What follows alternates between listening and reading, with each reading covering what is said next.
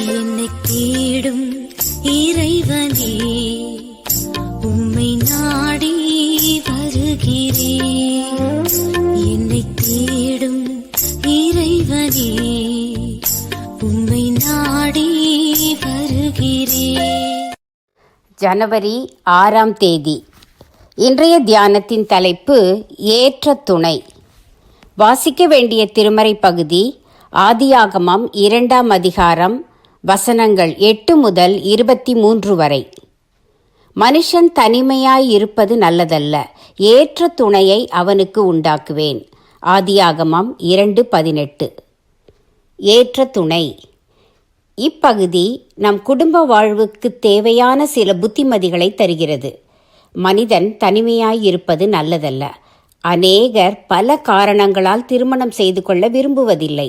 ஆனால் பருவம் கடந்த பின் துறவு போன முடியாமல் பாவத்தில் வீழ்கின்றனர். இறைவனது விருப்பப்படி நாம் துணையுடன் சேர்ந்து மகிழ்ந்து வாழ வேண்டியவர்கள். அப்படி வாழ்வது இயல்பானது, இயற்கைக்கு முரணானது அன்று.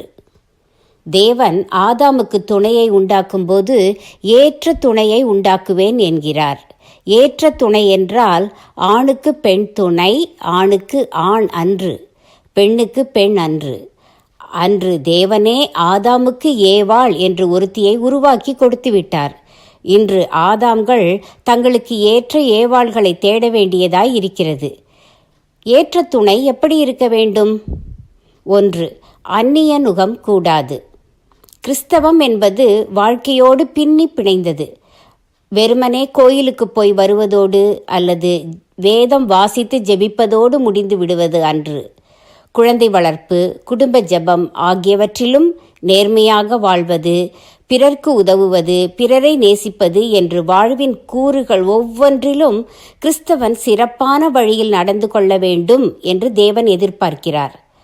தனி மனிதனாக மட்டுமல்லாது குடும்பமாக கிறிஸ்து காட்டும் வழியில் சென்றால்தான் வாழ்க்கை படகு புயலடித்தாலும் மூழ்காதிருக்கும். இன்று சில காதல் திருமணங்கள் அந்நிய நுகத்துக்கு வழிவகுக்கின்றன. திருமணத்திற்கு பின் சொல்லவும் மெல்லவும் இயலாத வேதனைகளோடு வாழ வேண்டியதாகிறது. ஆகாப் மன்னன் பாகாலின் குமாரத்தி ஏசபேலை திருமணம் செய்து ஆகாதவன் ஆகி போனதையும், அதே மாதிரி சாலமோன் மன்னன் அந்நிய தேவர்களை பின்பற்ற வேண்டியதானவைகளையும் மறந்துவிடக்கூடாது. 2. மற்றபடி ஏற்ற துணை தேடும்போது ஒத்த வயது, ஒத்த அறிவுத்திறன், ஒத்த பொருள் வளம் என்று எல்லாம் ஏறக்குறைய சமநிலையில் இருப்பது நல்லது. வண்டியில் மாடுகள் பூட்டப்படும் போது உயரம், வலிமை போன்றவற்றில் ஒத்திருந்தால்தான் சுமூகமாக ஓடும். வாழ்க்கை வண்டியும் அப்படித்தான். தவிர ஏற்ற துணை தேடுவதில் பெற்றோரின் ஆலோசனைகளும் முக்கியம், இளைஞரின் விருப்பங்களும் முக்கியம். 3. இவை எல்லாவற்றிற்கும் மேலாக தேவ சித்தத்திற்கு ஏற்ப ஏற்ற துணையை கண்டறிய வேண்டும். அதற்கு ஜெபம் மிகவும் அவசியம்.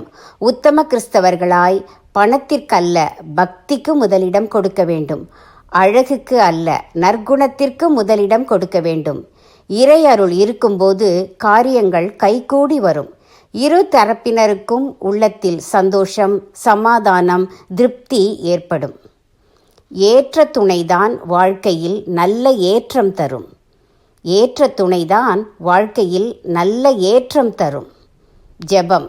தேவனே, என் வாழ்க்கை துணை மோட்ச பயணத்திற்கு ஏற்ற துணையாய் அமைய அருள் புரியும்.